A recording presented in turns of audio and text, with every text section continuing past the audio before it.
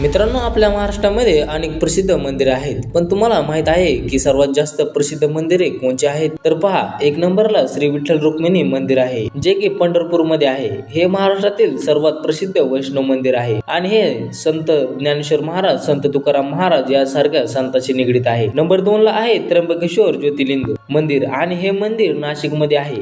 हे 12 ज्योतिर्लिंगांपैकी एक आहे आणि हो, गोदावरी नदीचा उगम येथूनच होतो. नंबर 3 ला आहे शिर्डी साईबाबा चे मंदिर, जे शिर्डीमध्ये असून साईबाबा यांचे प्रमुख मंदिर आहे. विशेष म्हणजे सर्व धर्माचे भक्त येथे येतात आणि त्यांचा उत्सव म्हणजे गुरुपौर्णिमा, रामनवमी आणि विजयादशमी. नंबर 4 ला आहे भीमाशंकर ज्योतिर्लिंग, जे पुणे जिल्ह्यामध्ये असून 12 ज्योतिर्लिंगांपैकी एक आहे आणि विशेष म्हणजे हे मंदिर घनदाट जंगलामध्ये वसलेले आहे.